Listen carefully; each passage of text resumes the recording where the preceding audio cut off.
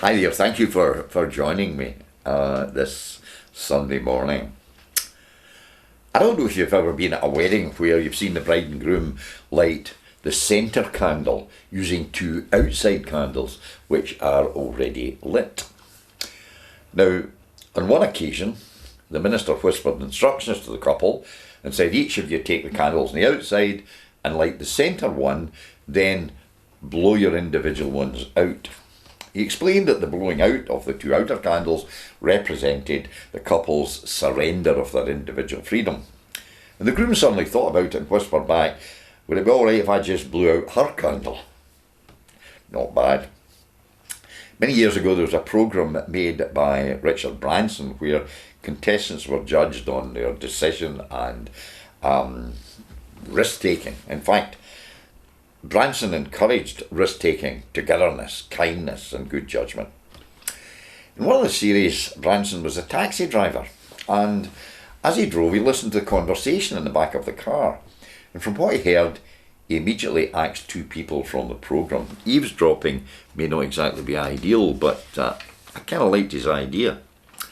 Now, two disciples were making their way to Emmaus, and while they were talking a stranger joined them. He was eavesdropping. Actually, he was no stranger, but they didn't recognise him. And he asked them what they were talking about, and they were pretty shocked that he didn't know. How could he be so out of touch? So they fill him in. And when they get near their destination, that stranger's about to leave, but they ask him to stay and to share supper with them. And Luke says, their eyes were opened and they recognised him. I remember going to hear a fellow called Tony Campolo in Glasgow some years ago. Tony's a wonderful communicator of the Christian gospel, but he tells how his granny left Italy and went to America in the early 1900s. Now, when her husband was killed, Tony's granny had to raise 3 children by herself. She did everything she could, but they went hungry.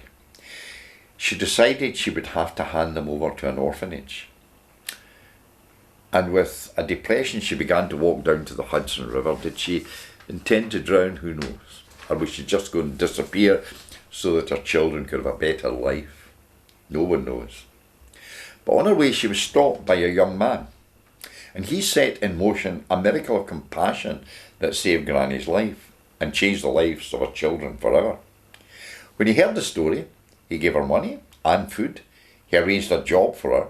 And through his kindness, Tony's grandmother and all her children started a new life. And today, her grandson touches millions of lives around the world.